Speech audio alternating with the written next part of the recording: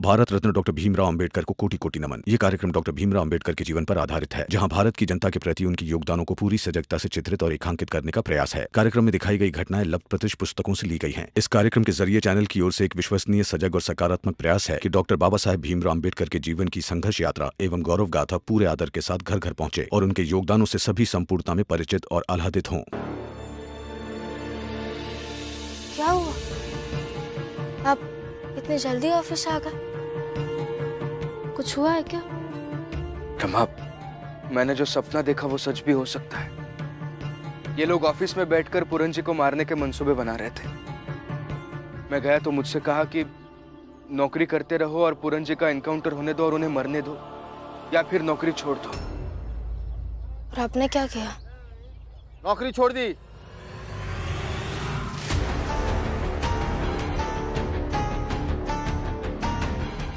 तुम पत्नी हो इसकी, तो समझाओ इसे कि रोजी रोटी से बड़ा कोई धर्म नहीं होता है और ना ही कोई कर्तव्य होता है।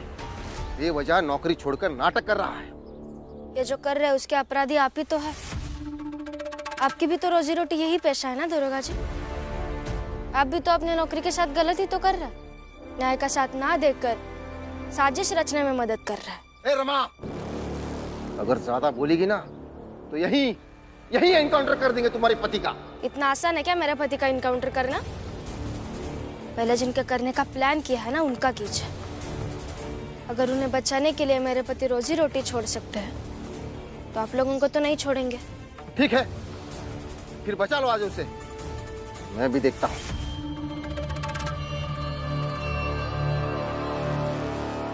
रमा, मुझे जल्दी जाकर वकील साहब से मिलना होगा। अब कानून का सहारा लेकर ही हम पूरन जी को बचा सकते हैं। आता हूं मैं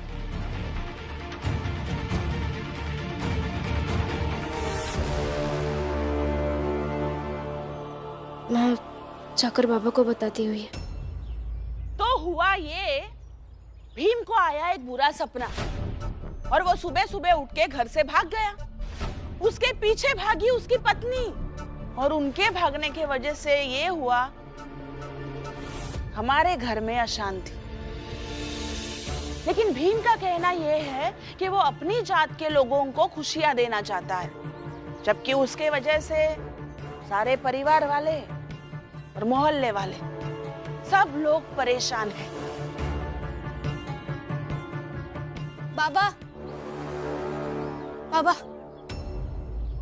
बाबा, वो सच में एक बड़ी मुसीबत की तरफ बढ़ रहा है। क्या हुआ? उन्होंने जो सपना देखा था ना, वो लोग साजिश कर रहे थे उसकी। क्या? क्या क्या कहा? मतलब भीम अभी सपने में सच देखने लगा है? हा?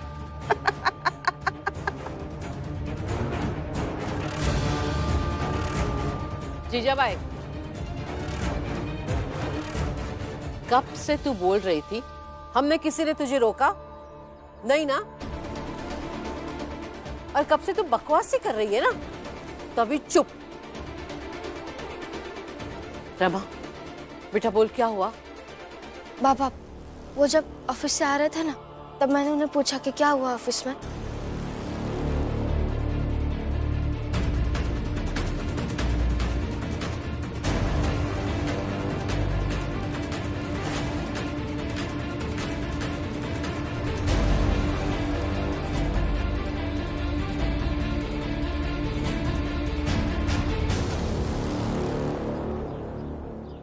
और वो कहकर गए कि मैं वकील को ढूंढने जा रहा हूँ।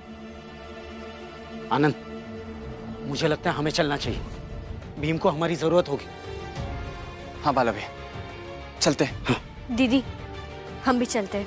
हाँ। अरे ये क्या बात भाई? जब हम लोग मिल के भीम का इस चाल से बाहर निकाल दिए हैं तो काहे को के पीछे दौड़ना है? हैं? जोखू, तुम लोगों ने भीम को सिर्फ चाल से बाहर निकाला है, हमारी जिंदगी से नहीं। जब भी भीम कोई मुसीबत में होगा तो उसकी सुरक्षा करना हमारी जिम्मेदारी है। क्या बात है, ये तो गजब की चालबाजी है। कोई विश्वासघात करना इन लोगों से सीखे। अरे कितने विश्वासघाती हैं ये लोग। भीम को निकालने में हमारे पक्ष में थे और अब भीम को बचाने जा रहे हैं। तब भी हम भीम के साथ थे। हम चाहते थे कि भीम इन सब से दूर रहे, लेकिन जब किसी का हाथ पकड़कर सुरक्षा घेरे में ना ला पाए तो फिर उसी के आसपास सुरक्षा का घेरा बना लेना चाहिए, और हम वही करने जा रहे हैं। चलो रमा। रुको।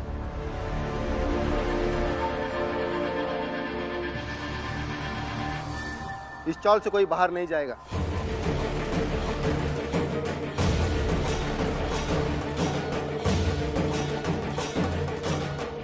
क्या हुआ? दरअसल हमें सूचना मिली है कि पूरन नाम के खूंखार अपराधी के पीछे इस चाल के लोग सक्रियता दिखाकर उसकी मदद कर रहे हैं, इसलिए इस चाल पर नजर रखी जाएगी। कैसे नजर रखी जाएगी? जैसे मेरे पति के ऑफिस पर रखी थी वैसी? ज्यादा बहस नहीं। अगर कोई आगे बढ़े तो मार देना उसे। और तुम भीमराव की पत्नी, तुम्हारा पति भीमराव हमसे टकराने के लिए आगे बढ़ा है। अब क्या पता कहीं पूरन से पहले वही निपटना चाहे।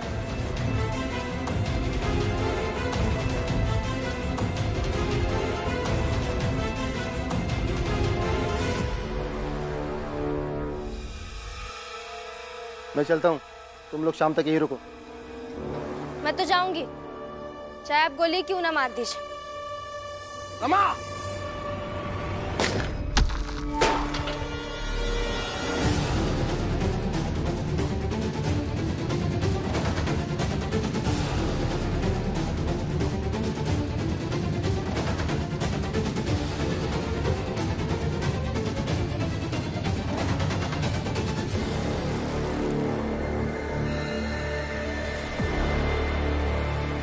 अगली बार गोली सीधा सर पर लगेगी। हाँ तो मार दीजिए, लेकिन मैं जाऊंगी। रमा! अगर तुम आगे बढ़ी तो वो मरेंगे जो भीम के विरोधी है।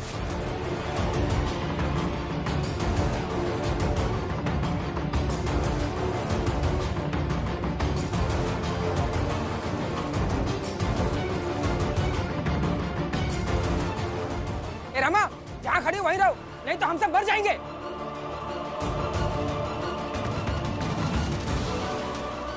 अब यही खड़ी रहो, शाम के समाचार आने का इंतजार करो। मैं चलता हूं।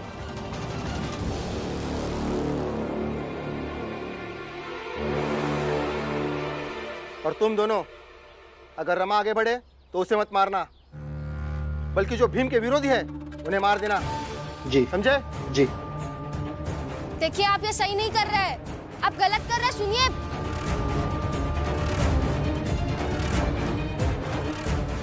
वकील साहब, मुझे आपकी मदद चाहिए।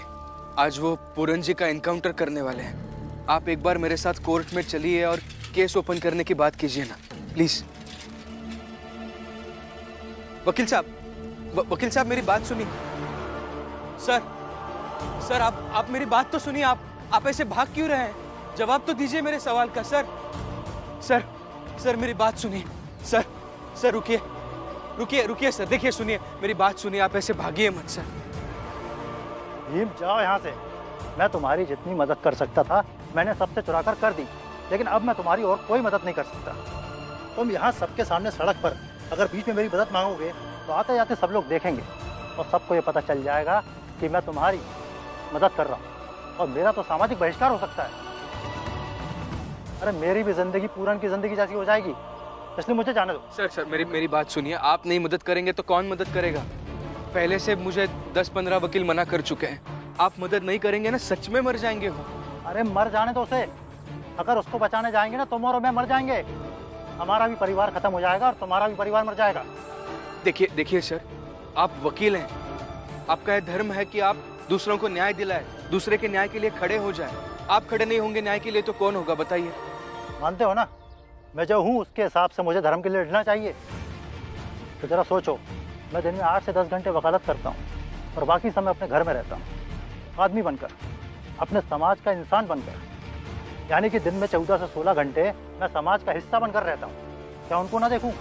क्या उनके प्रति अपने धर्म को ना निभाऊँ? इसलिए भीमराव, तुम जाओ और मुझे भी जाने दो। सर ऐसा मत कीजिए, मदद कर दीजिए। और आप घबराइए मत, आपको भी पता है कि कानून सुरक्षा देता है, कानून आपको भी सुरक्षा देगा, मुझे मेरे परिवार को भी सुरक्षा देगा। आप बस पूरन जी के सब कुछ। अरे वकील साहब, अरे रुको रुको। कहाँ भागे जा रहे हो भीमराव? जिसे तुम पकड़ने की सोच रहे हो ना, वो तो चला गया, अब वो तुम्हें नहीं मिलने वाला।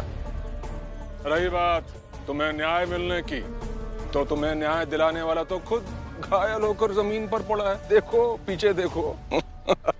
वकील साहब, वकील साहब, वकील साहब, सर आप ठीक तो है ना? भीम, मैं तुम्हें यही समझाने की कोशिश कर रहा था कि सिर्फ चाहने से कुछ नहीं होता। मैं भी न्याय की हर लड़ाई लड़ना चाहता था। मैं भी चाहता था कि मैं तुम्हारी लड़ाई लड़ूं, लेकिन अब नहीं लड़ पाऊंगा। आज यहाँ सरेआम मुझको घायल कर दिया गया। कल हो सकता है मेरी बीवी, मेरे बच्चे को घायल कर दिया जाए।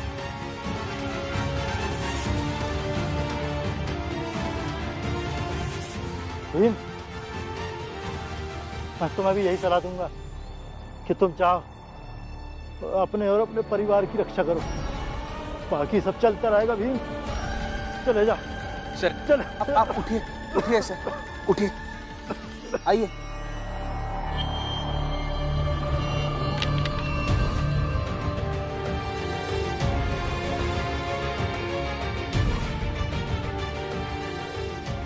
ये लीजिए।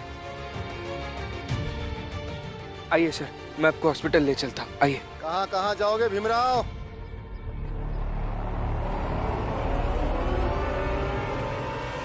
वकील साहब, आप जाइए और अपना इलाज कराइए।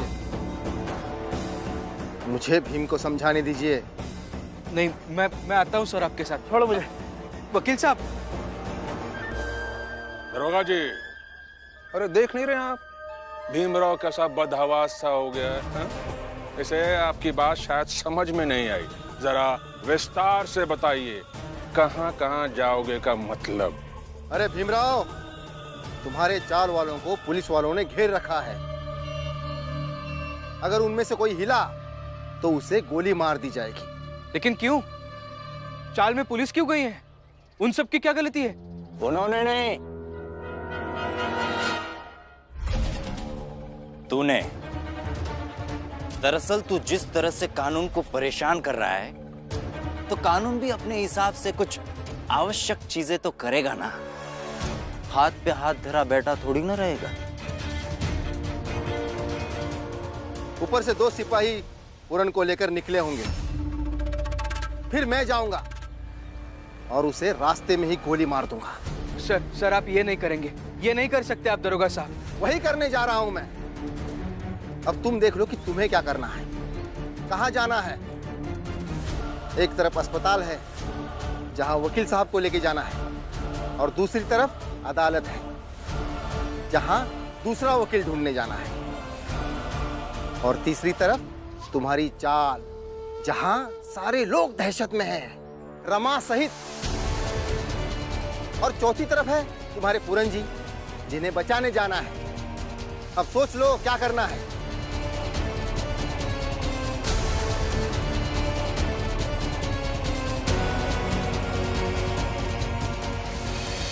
नहीं दरोगा साहब रुकिए। अरे तय तो कर ले, पहले कहाँ जाना है कि बस चल दिया?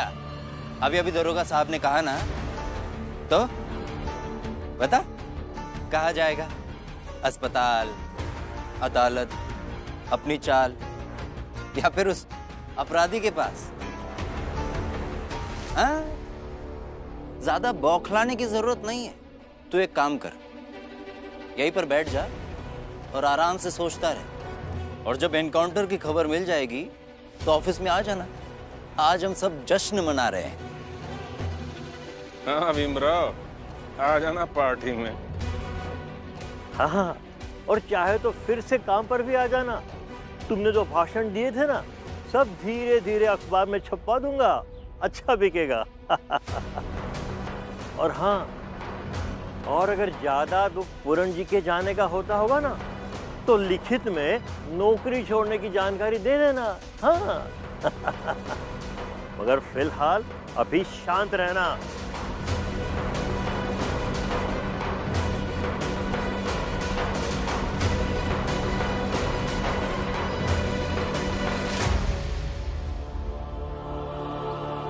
अरे ये तो निकल गया।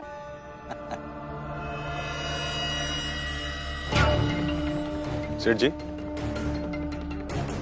क्या लगता है आपको ये भीमराव इस समय कहाँ गया होगा? और कहा गया होगा अपनी पत्नी के पास। नहीं नहीं, मुझे लगता है वो वकील के पास गया होगा। मैं जानता हूँ ना अच्छी तरह से।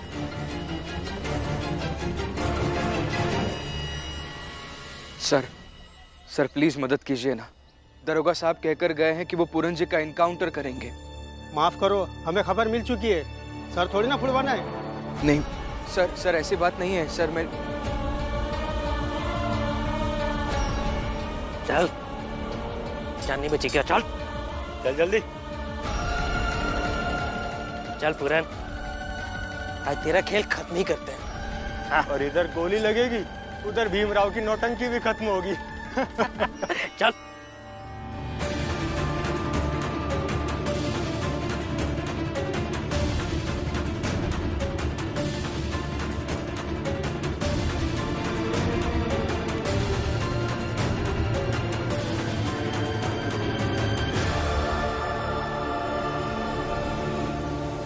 सर आप तो एक बार बात सुन लीजिए ना मेरी, मदद कीजिए ना सर, प्लीज सर। अरे भाई मरना नहीं है मुझे, जाओ कहीं और। सर एक बार बात सुनने की तो कोशिश कीजिए सर।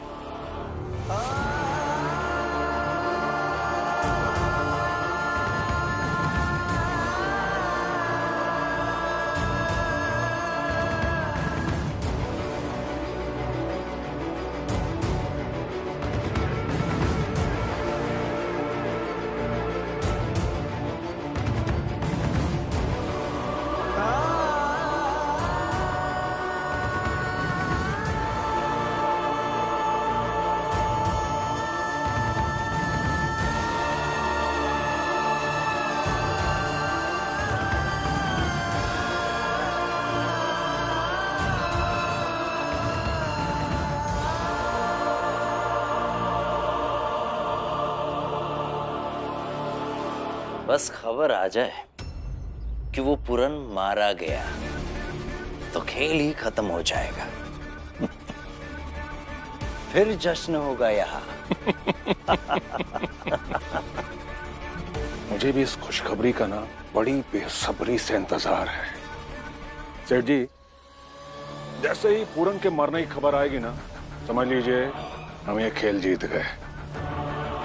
क्योंकि हमने उस भीमराव की साख को पूरन के जीने मरने से इस तरह से जोड़ दिया ना कि इधर पूरन मरा, उधर भीमराव की इज्जत हमेशा हमेशा के लिए खत्म उसकी जात वालों की नजरों में।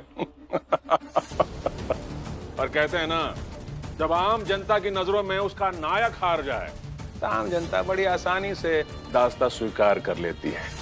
उसी तरह से ये हमारी गुलामी स्वीकार कर लेंगे। और ये भीमराव जो इतने सालों से उन सब के मन में हमारे खिलाफ विद्रोह का बिगुल फूंक रहा था, देखिएगा उस पे हम ऊंची जात वालों की विजय पताका लहराएगी।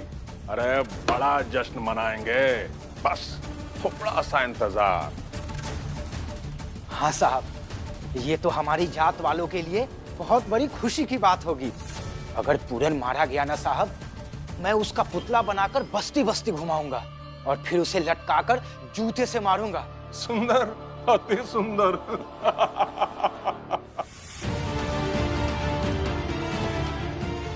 नहीं, भीम को हारना नहीं चाहिए आज। उसने मेरी जान बचाई थी, उसके लिए कुछ कर तो नहीं सकता, मगर उसके लिए दुआ तो कर सकता हूं। बस भीमराव, आज तुम जीत जाओ। सॉरी, मैं तुम्हारी कोई मदद नहीं कर सकता। कीजिए सर मदद, प्लीज मदद कीजिए, नहीं तो पूरन जी सच में मर जाएंगे। वैसे भी वो जिंदा रहकर सबके लिए मुसीबत बन रहा है, इससे अच्छा है कि मर जाए।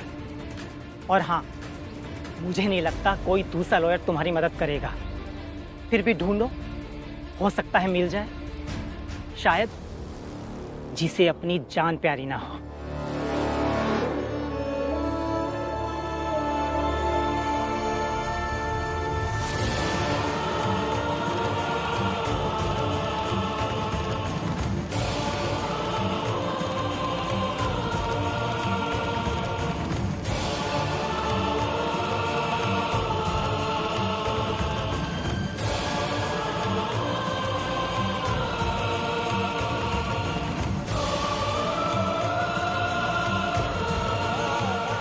आज हार गया मैं, हार गया आज। अब कोई उपाय नहीं बचा है मेरे पास। अगर कुछ नहीं बचा है तो ये लड़ाई की नौटंकी छोड़कर जाओ। ऐसे क्या देख रहे हो? आज तो तुम्हारी हालत ऐसे लगती है कि ना ही कोई मदद कर रहा है और ना ही तुम इतने बड़े बंबई में ढूंढ पाओगे कि आज कहां पूरन को साहब मारने वाले हैं। वैसे इतनी जानकारी दे दें कि पूरन का समय समाप्त होने वाला है।